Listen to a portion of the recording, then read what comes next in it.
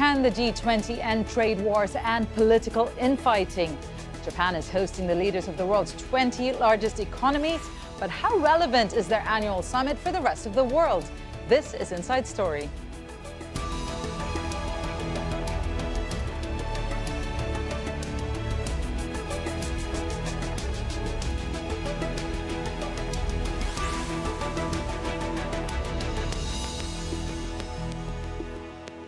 Hello and welcome to the program. I'm Divya Gopalan. Now, leaders of the world's wealthiest economies are in Japan to discuss the biggest challenges to global free trade.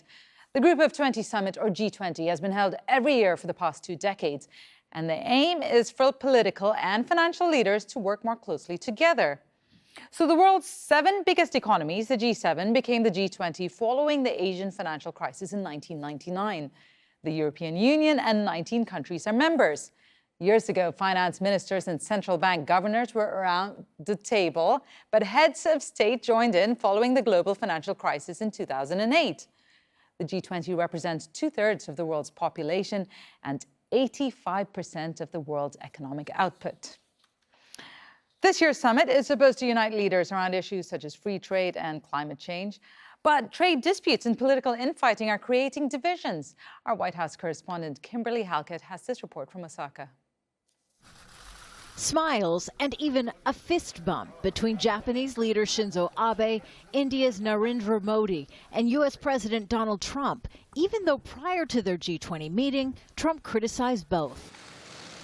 And at a G20 leaders' family photo, Trump was again smiling with Saudi Arabia's Crown Prince Mohammed bin Salman, even though U.S. intelligence, Congress, and the United Nations say the kingdom was responsible for the murder of journalist Jamal Khashoggi. Also notable during that photo op, Chinese President Xi seeking out Trump in the midst of their ongoing trade war to shake hands. That gesture was apparently lost on Trump. Despite Xi's defense of China's digital policies, Trump indirectly blamed Xi's government for intellectual property theft and risks to 5G security. At the same time as we expand digital trade, we must also ensure the resilience and security of our 5G networks. This is essential to our shared safety and prosperity. The process of data collection, analysis, application, and circulation will be eased, but we also need to respect the sovereign rights of each nation. Their differences foreshadow a potentially tense meeting between the leaders of the world's 2 largest economies on Saturday, and less hope for resolving the U.S.-China trade war. But looming over all of this was Trump's meeting with Russian President Vladimir Putin, their first since U.S. Special Counsel Robert Mueller released his report detailing Russian interference in the 2016 U.S. election. Thank you very much. Instead of forcefully confronting Putin, Trump issued just a lighthearted warning.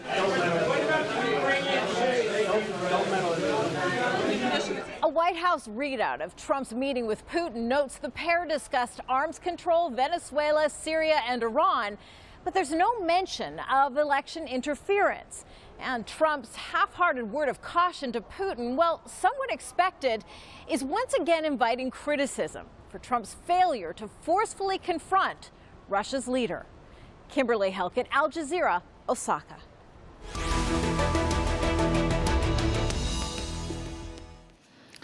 Well, we can now bring in our guests in London. We have Felicitas Weber. She's the project lead at Business and Human Rights Resource Center. That's a non-governmental organization.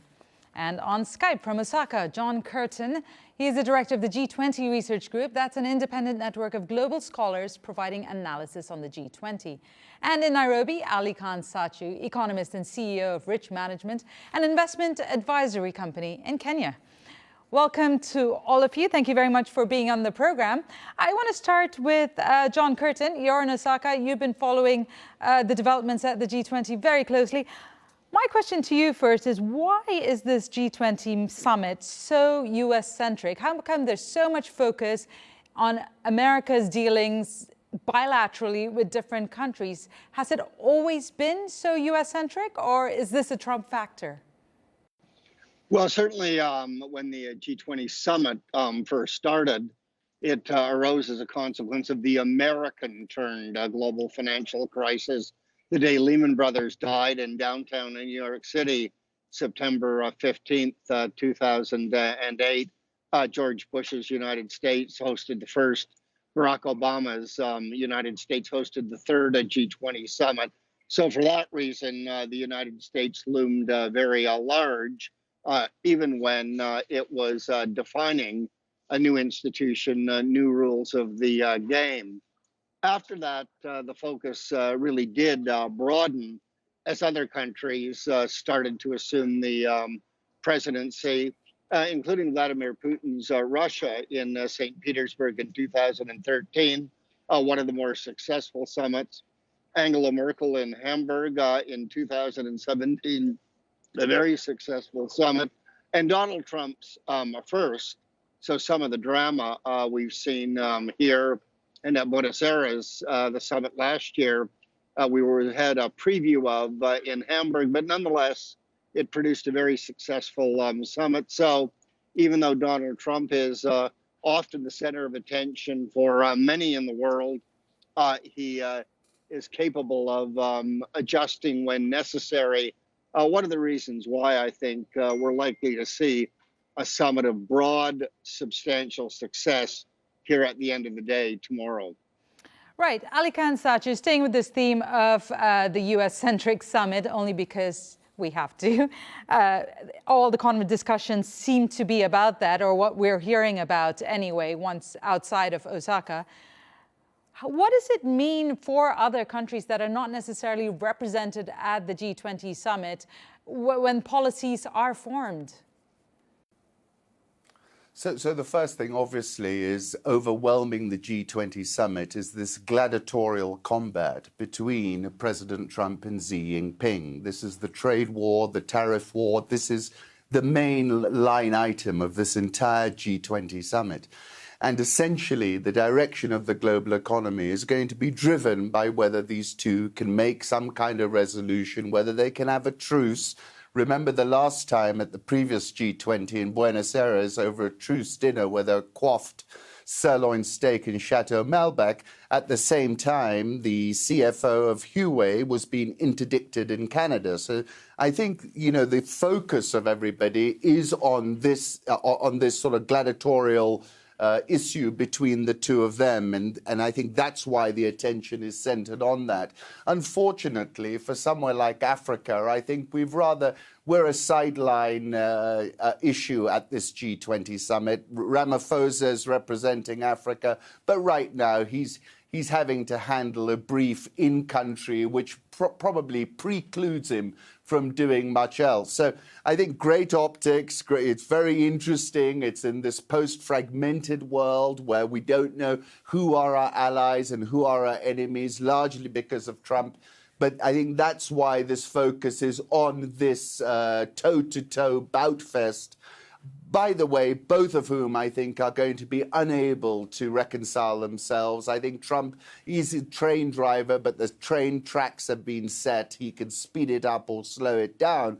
But unfortunately, and then on the other side, Xi Jinping, the paramount leader, the nature of a paramount leader is, you know, you're up on a pedestal and everyone can point at you, and he can't compromise either. So whilst everybody's talking about, you know, a big fat agenda and lots of things being discussed, let's make no mistake, this is essentially about the two superpowers and about whether they can come to some kind of resolution. Everything else, longevity, the digital economy, this is just hors d'oeuvre ahead of the main course, I think. You're absolutely right, Aly-Khan. We can't have this discussion without talking about that Trump-Xi bilateral meeting that's taking place on Saturday and what possibly could come out of it and its implications. But before I get into that, let me come to you, Felicitas Weber. We're talking about the focus on the US and now the focus on the Trump-Xi meeting that's happening. What does that mean for the other issues for the wider population? This G20, the countries represent 2/3 of the population, but does it really represent the issues that 2/3 of the population are facing? So we feel there are really big issues that are getting left out of the discussion. Some were already mentioned, but a really other big one is workers. So the workers that produce the food that we eat, that produce the clothes that we wear, they're completely left out of the discussion. So The ILO estimates that there's 24 million slaves in the world today, and modern slavery creates 150 billion profits every single year. So at Know the Chain, one of the projects that we're working on, we did a study where we looked at even just the 120 largest global companies and some of the high-risk sectors, so all companies that are headquartered within the G20, and we found that most of them are really not doing enough to address forced labor risks in their supply chains. So meaning that there is workers, which are often migrant workers, that were tricked into situations where they have to work for very limited money, often don't get paid, have their passports retained, are unable to leave, and have to pay very high fees to get the job in the first place, something you or I don't have to do. So we really feel that there's a big opportunity for the G20 leaders to put human rights and labor rights on the agenda and to advance legislation on that topic. John Kirton, before I get into basically the nuts and bolts of G20 and the issues that are being talked about or even being missed, I want to talk about one of the comments you've made in the past, and the whole point of originally of the G20 was to resist protectionism. Do you think this G20 summit will be able to follow that mandate? Well, I certainly am not predicting that they will repeat that traditional phrase, the anti-protectionist pledge. It's known we will refrain from new protectionist measures. And then later they added and redress, which means reduce or removes the ones we've already taken.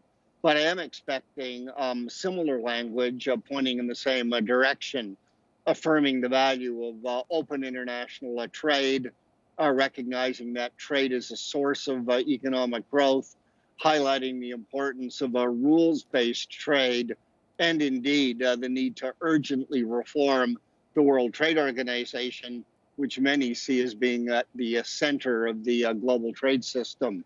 So I think there's going to be good news on trade and free trade relative to most of the predictions coming into the meeting.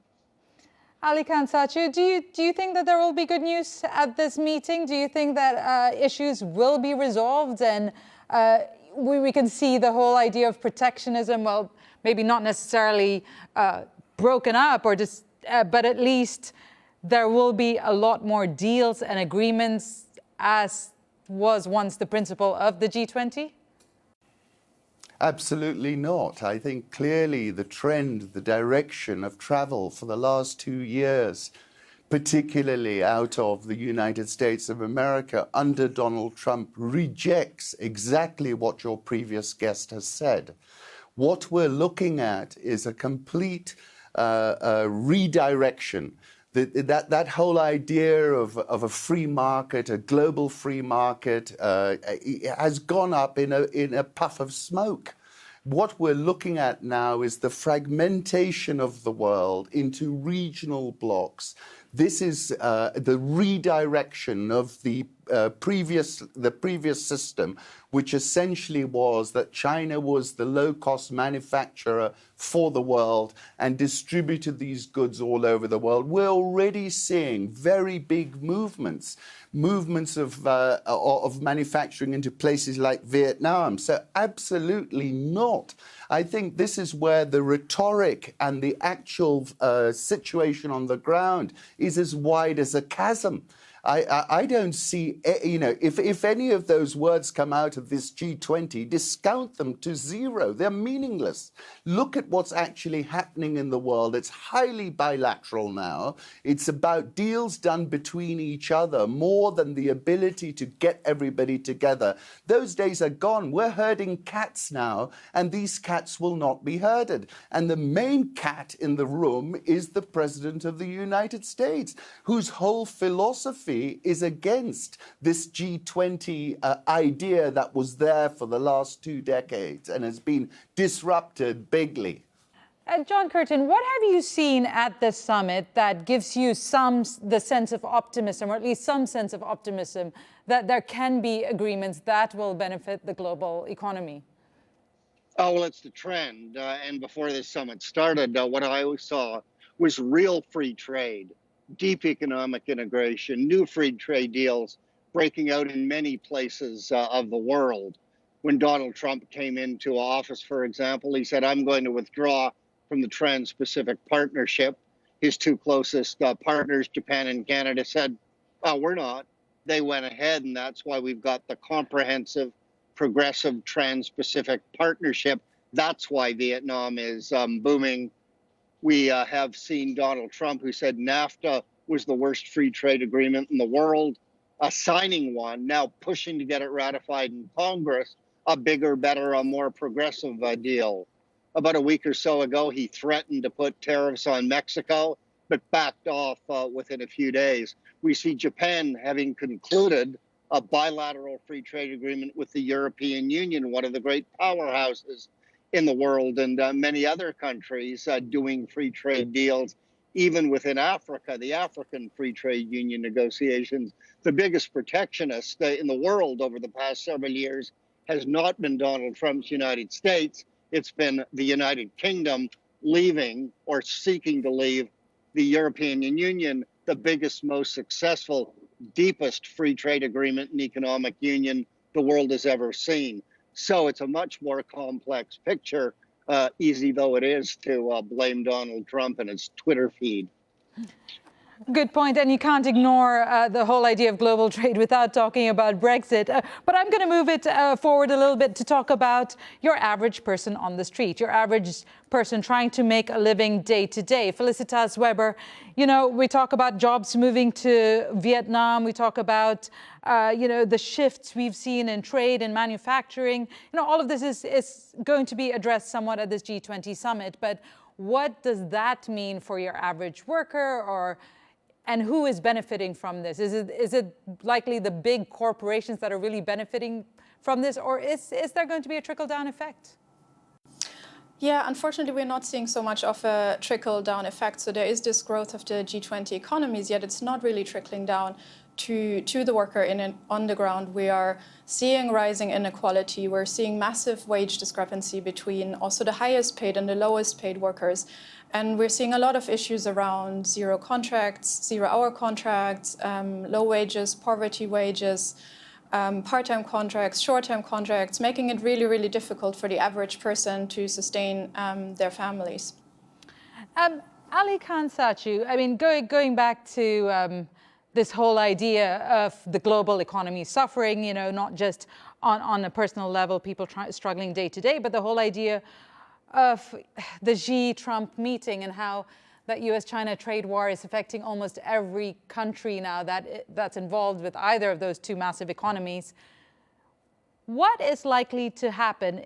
How much impetus is there to actually have some kind of a deal, or at least some kind of go in the direction where this is going to finally be resolved? I think any deal is not going to be worth the paper it's written on between the two of them, because essentially I think neither of them have the power to make the deal other than a very sort of friendly little truce, which is absolutely meaningless. The direction of travel between these two countries is increasingly diverging. The issues between them are not going to be resolved by a handshake or Xi and Donald patting each other on the back. Both countries have a bi-party consensus, and of course there's only one party in China, but essentially there's a consensus to stand up. So I don't see any compromise right now. I think the direction of travel is going to be an intensification of this trade war, maybe a short truce for a week and everyone can feel good for a little while. But the direction of travel is much more adversarial, and I think we need to read the signs for what they are. And I think ultimately we're going to watch, it's not going to be a George Bush moment, you're with us or you're with me or you're against me, but it's going to be quite binary.